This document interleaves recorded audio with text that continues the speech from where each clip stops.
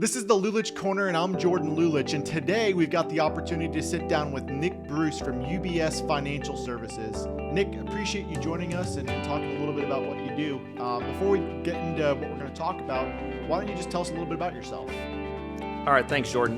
So my name is Nick Bruce. I work here in Vero, UBS Financial Services. I'm a wealth advisor and financial planner, and I help people plan and achieve their financial goals, whether it's retirement, kids' education, start a business, sell out of a business, whatever it is. I try to help them get there.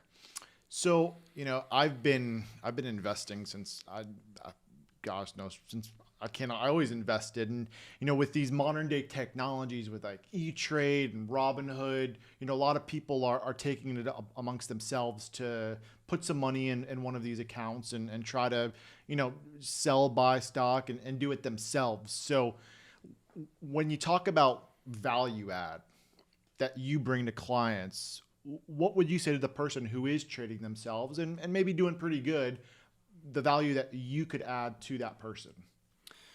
It's a great question, Jordan. So I think portfolio management or the actual investing of the resources of the funds is a really small part of what we do. It's one of the smallest pieces of what a good financial advisor is going to do for you. We're going to bring several things to the table that I think are hard to bring if you're doing it yourself. Mm-hmm. We're going to bring objective advice. So we're not letting emotions get in the way when we're making investment selections and investment choices. We're going to get you a custom financial plan. That's something that E-Trade and Robinhood aren't going to be able to do for you. Mm-hmm. And this is really the roadmap that shows you where you are mm-hmm. and where you'd like to be and what it's going to take for you to get there. The other thing we bring discipline and accountability to this situation. So it's kind of similar to the objective advice, not letting emotions get in the way of it. We're here to keep you on track, mm-hmm. to meet with you to make sure that we are hitting the right financial milestones so that you can go and enjoy your life. Because this is really just a tool for you. The money that you've saved up, whether it's retirement or that you're saving, doesn't have any value in and of itself. It's what you can do with it, and you've worked hard for this money, these resources, and so we want them to be used in a way that helps you fulfill your life. When we sit down and when we do, because you were an estate planning attorney previously, and when we sit down and we talk to someone about their estate plan, generally we find that the older the client, the less risk adverse they are, right? They want more security. They want to make sure that their investment, that their life savings, that everything they've built is not going to be up for risk if something were to happen. And so part of the value that you add is when someone goes on Robinhood or E-Trade, they might not know what stock or what investment would be highly risky or a low risk option. So is that something, are you looking at the person in their individual circumstance and advising them based upon like specific things like how risk adverse do you want to be and how much risk do you want to take with your different investment strategies? Sure, absolutely. So you're right. In general, the older someone gets, the more risk averse that they are. Yeah. And that's really that's a function of personality changes as people get older, but it's really a function of time. So I used to be an estate planning attorney. You're right. I was a tax attorney for 12 years, and what that role was very complementary to the role I'm in now, because we are trying to ensure that this person's life goes the way they want it to go. And so when we're talking about time in terms of risk, there are stocks that you can easily buy on E-Trade or Robinhood that are very risky, that may do very, very well. Mm-hmm. They could also lose 40% tomorrow. Right. And if you're young and you have more time to make that up, it's one thing. If you're retired, you're on a fixed income, you don't have time to make that up. Right. So we look at every client as an individual, every client's individual circumstances, their risk tolerance, their risk needs, and the timeline that they have, and build a custom portfolio for every single one of them. So, you mentioned again a little bit about your past and about being a tax attorney, estate planning attorney. And everybody loves attorneys. So why on earth would you leave and make the transition over to a financial advisor and leave being a beloved attorney in our fellow society? Like, what on earth prompted that change? I'm sure you run into the same thing, Jordan. What I was running into frequently was clients were left coordinating the various advisors that they have around them. Mm-hmm. So most people are going to have or should have an estate planning attorney. Most people should have or are going to have a CPA. Most people should have or are going to have a banker that helps them manage their cash and their debt. And most people should have or are going to have a financial advisor to manage their excess resources, their investment, their retirement planning. And too often, those people weren't talking to each other, and all of their decisions that they make can have an impact on the other people. Yeah. And so when no one's coordinating that, it was left to the client. So you're talking about someone who could be a doctor or a contractor, a painter, a plumber, a teacher, anything that's not in this world, and they're left trying to understand what the lawyer said and take it to the CPA or take it to the financial advisor, and they weren't doing it. And to me, the financial advisor is the best situated to have those conversations and to make sure that's coordinated with each other, with the other advisors. And so I knew with my background, I'd be in a good position to discuss these things with those other advisors. And so I made the switch. Okay. That's yeah. And we do see that from our perspective. And there's, part of our services we do offer to get a little bit more hands-on in that coordination. But obviously, if we are getting involved, then there's more time and it's more expense for the clients. So generally, the feedback that we get from clients is no, they're going to handle that themselves. Right. We do want them to fund, because you can have an estate plan, but if you don't actually integrate your assets in your life into your estate plan is just paperwork. It's just documents. So it's one of the most critical aspects and critical parts of estate planning is actually making sure everything's working together like it should. So I do agree with that, and I could see why you saw a need. Essentially, you saw a need on the other side to help out clients in a little bit more of a involved way. And the other thing is that you also happen, in addition to set up the plan and fund the plan or integrate your assets into your estate plan that you had, is stuff happens, life happens, things change. Yeah.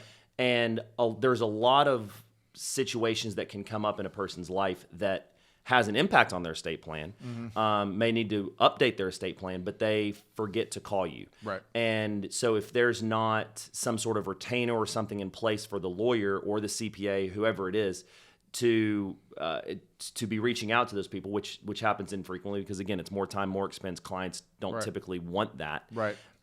They don't know, and now their estate plan that may have worked 5 years ago isn't what they want. Mm-hmm. So the financial advisor, who's typically with a client more frequently than these other advisors, the other professionals, they're in a place to see it. And since with my background, I know, oh, that's an event that is really going to trigger an estate planning change. So I'm in a position where I've seen it, and now I can pass it over to the right advisor to fix it. I'm sure you've seen, just to kind of switch gears here, I'm sure you've seen different, I don't want to call it maybe studies or just kind of math formulas, where if let's say you're 20 years old or you're 25 years old, you put $100 a month aside in some type of financial account, an IRA, 401k, whatever it is, and you start investing it, and you have a calculated 7%, average interest rate in which you're earning on that $100 per month that you're putting away. And by the time you're 60, we're talking millions of dollars if you start in your 20s. So I'm kind of setting it up for your answer for this question anyway, but when should people start investing? Like when's the best time? Yesterday was the best time in general. So it's rarely too late to get back on track and to get a financial plan that's going to work for you. But the sooner you start investing, the more time you have your money to work for you. So back to the older people getting more risk averse as they age. The assets, the investments that I'm going to put someone in their 60s, 70s, or 80s into are more stable. They're not going to lose half their value, but they're not going to double in value either. So getting that compounding, that big growth, takes time, and when you start, the younger you do, the younger you start, the more time you have to achieve those goals, achieve that growth. Any person who asks me for a recommendation, and I never say you need to use this person, but when we're talking about professionals, whether it be a financial advisor, a real estate agent, an accountant, whoever we're talking about, when someone asks me, I always say you need to interview 2 to 3 people, and you need to find someone who connects with your personality, and you need to find someone who you think can do a competent job. So for someone in the role who's interviewing those 2 to 3 financial advisors, what advice would you give them as far as red flags that would come up in these type of interviews, sitting down with the people trying to figure out who's going to manage their money? In terms of red flag, the biggest one that I've seen is that you can see, early on, is if the fees are confusing. If you think of, as an estate planning lawyer, real estate lawyer, it's easy to explain what those legal fees are, right? Right. This package, drafting this plan is going to cost this. Right. Financial advising can work the exact same way. Too often people are trying to hide the fees or bury the fees or mislead or confuse. So transparent fee structure where someone knows exactly what it's going to be costing them. The second biggest red flag is if they are hesitant about how much access you're going to have to the financial advisor. You need to be able to get a hold of your financial advisor. Some financial advisors are tough to get a hold of. Some only want to meet with you once a quarter or once a year. If you need more frequent meetings than that for your own comfort so that you can sleep at night, then that's going to be a real problem. And if they're not willing to meet with you as often as you need it, then you're talking about a real issue. The other things that I would look at and ask a potential financial advisor about, you'd want to know about their qualifications, their experience, their education. What got them into this? This is not the same as a lot of other professions. You got to go to law school. First, you got to go to college and law school and pass the bar to be a lawyer. This is one test. You can do it with a high school diploma. So you see a lot of financial advisors that don't have any background or education, or certainly not relevant background or education. You want to ask if they're a certified financial planner. Or some other qualification that shows they have additional training and experience to help you holistically plan your financial picture and your financial life, not just a stockbroker. Again, if all you're interviewing is someone that can buy and sell stocks, you can do that yourself on E-Trade. Right. Got to look at the whole picture, the holistic picture. We were talking a little bit about this before we got started, but in the last year, we've seen GPT be released. And ChatGPT actually passed the bar exam, which is incredible. We've got, we're talking about artificial intelligence, AI. So the amount of progress and the amount of evolution we're going to see is just probably, we can't even fathom it right now. And so we're starting to try to figure out how it's going to impact different sectors and different industries. And so, what's your opinion? How do you see AI impacting the financial industry, the investment industry, as far as it starts to get more implemented and as it starts to evolve even more over the next few years? I think I think it's going to really help investors that do it themselves. So if you're on E-Trade or Robinhood, your job is going to get easier. But you're talking about a very narrow slice of what I do as a professional. The great thing about AI, I use ChatGPT almost every day. Yep. And it is a fantastic tool to collect a lot of data and a lot of results. The problem with ChatGPT that is probably unsolvable is managing the input. So ChatGPT, just like anything else on the internet, is only as good as the inputs that it gets. So I see ChatGPT and other artificial intelligence mechanisms or platforms really helping the portfolio construction, the actual stock picking. Yep. But when you come in and you sit down with a true financial planner, they're looking at a much broader picture that is hard to input into ChatGPT. The other thing that we're doing is we analyze a lot of behavioral finance and behavioral biases that are going to creep into your inputs if you're trying to use ChatGPT to replace your financial advisor, replace your lawyer. Yeah. And so the understanding the psychology and the motivations of what we're really trying to achieve here. We're not trying to achieve the best returns. That's part of what we're trying to achieve. But what are we really trying to achieve when a client comes down and sits down with me is they're trying to make sure their goals are met. Financial independence or whatever it may be for retirement, that travel, Yep. college, kids education, whatever it is. And that psychology and understanding the needs and motivations behind that client are so something subjective. Like it's so individualized, it's so personalized, and I wouldn't feel comfortable going on an app and trying to type in everything because there's the lack of that human element. There's the lack of that emotion. There's the lack of that understanding that, hey, I've seen this before. I've helped this previous client. We achieved X, Y, Z. Perhaps a similar strategy might work for you. I think ChatGPT is for things that are more streamlined or clear cut. I think it's a great tool. 5 plus 2 is 7, right? You don't need to pay someone to tell you 5 plus 2 is 7. ChatGPT can tell you that. But to say, hey, my situation's X, Y, Z, there's so many variables, whether it's an estate planning, financial advisor, no matter what, we're even in a health field. I think ChatGPT can only replace the role of professionals so much because every person's situation is so different. And you probably remember that from your law.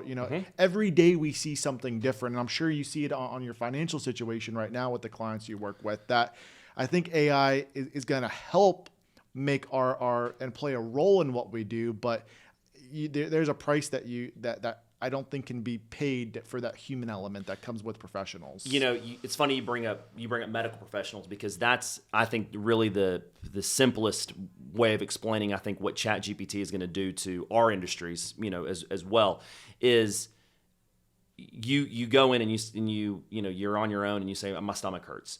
Well, you put that in ChatGPT and Lord knows what you're going to come back with. But that doctor and knowing what kind of questions to ask, what kind of pain is it? Where is it in your stomach? When did it start? Is what the subjective, the human element of knowing how bad is this pain, and being able to translate all that and now that you take the medical professional and takes that subjective and objective data, they know how to translate and input it into ChatGPT in a way that's going to come back and get a better diagnosis. So yeah. I think ChatGPT in the medical field will help with better diagnoses. Yeah. But you still need that trained professional to talk to the in the situation, the patient, understand what's going on, hear the human element, the psychology, the emotions behind it, and then take their knowledge and training and put that into the system. Extract the details and then review what ChatGPT output. So there's a control over the input and the output to make sure it's thorough. That makes sense. As we start to wrap things up, why the last, since March of 2020, it's been crazy. It's been insane. And looking at it from the sidelines as an investor who maybe I want to start investing, really missed a big hike in 2020, 2021. We saw the markets increase a lot, and then we saw a huge dip. So why should we get involved now? Why should investors start investing now with the way markets are, and why is now a good time, and what are challenges that investors will likely face right now in today's market? So I think we're definitely in a late stage business cycle. The Federal Reserve has worked really hard to not put us into too bad of a recession. Whether or not we ever technically hit a recession in the near future is up for grabs. But we are going to have a little bit of an economic slowdown. It's just the nature of the business cycle. We go through and we go through mild recessions, then we come up and we grow, and then we dip down and grow. Yep. So right now, I think if you wanted to get in the stock market, broadly diversified helps you manage your risk. Certain sectors, defensive sectors that people need no matter how bad the economy is, right? That's what you look for when you think you're nearing a recession. So consumer staples, people are still going to need their toilet paper and their paper towels. People are still going to need they're still going to need their heat their home and cool their home. So energy, healthcare, they're still going to need to go to the doctor. Those are sectors that tend to do well when the economy is slowing down or certainly in a recession, because those are the things that people can't give up. They may defer buying their next new car or going on that vacation, but they're still going to keep their lights on. They're still going to go to the doctor. Yep. Okay. Yeah. Nick, we appreciate you coming on. Enjoyed Thanks the for having me. conversation. If people wanted to reach out to you, how can they find you? So the best way is to give me a call, 772-234-7412. You can find me online. If you just Google UBS Nick Bruce, the team's webpage will come up.